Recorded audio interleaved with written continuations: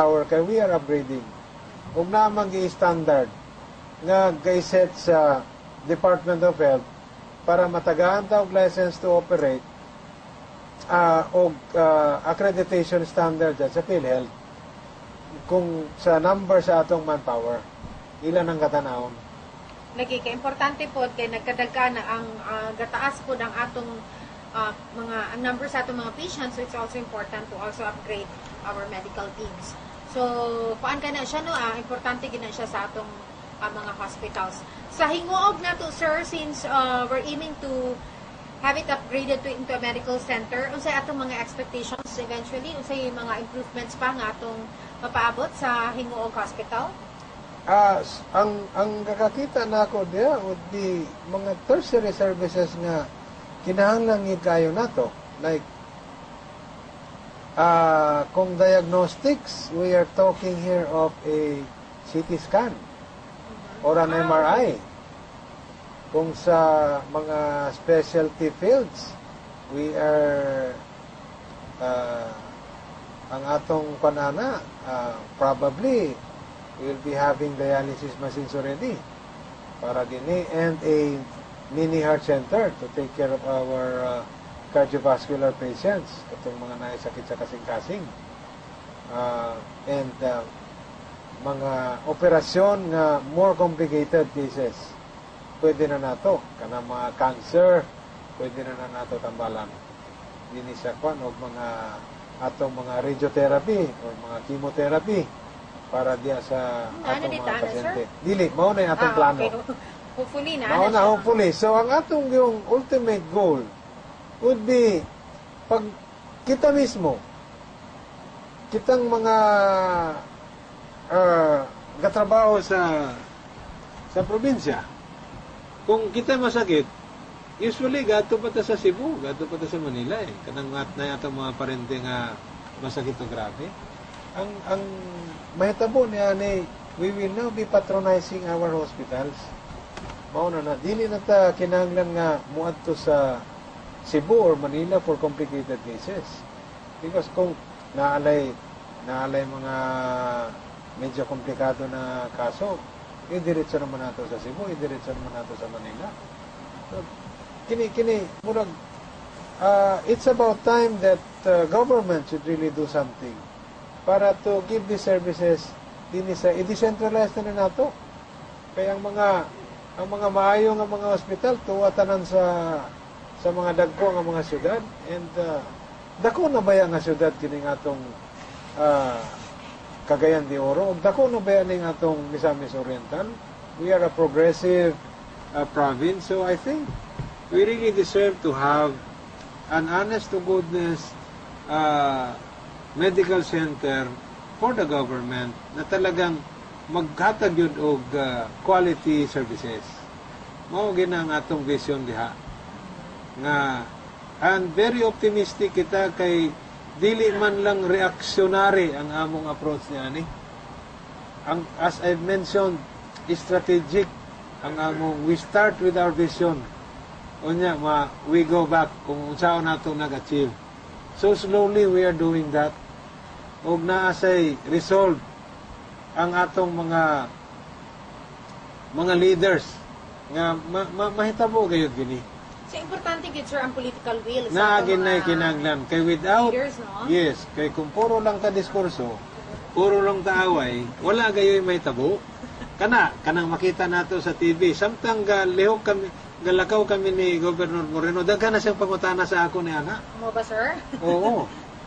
So sa short time nga naglakaw kami, daghan na siyang napangutana sa ako. That's how sensitive he is to the needs sa atong ospital din sa Balingasag.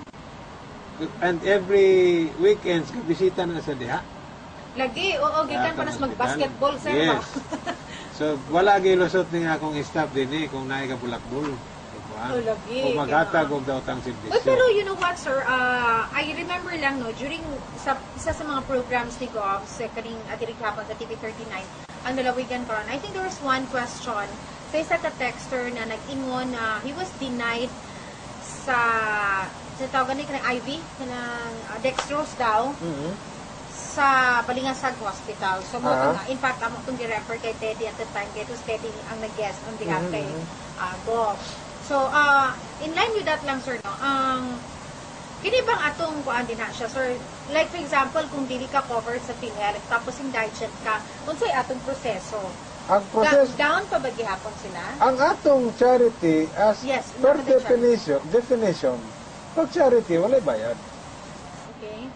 But, ang atong socialization should also be effective. Kay, basig ma-abuse sad kini, katong mga naay capacity to pay, libre na sad. Correct. Siguro, there are times na dili nato matagaan because dili available ang tambal. Dili available during that time. Because of the fact I mentioned earlier na sa atong effort sa pag-improve sa atong ospital, gadaghan ang atong mga pasyente. So galakag kita pirmi sa need sa atong community muna.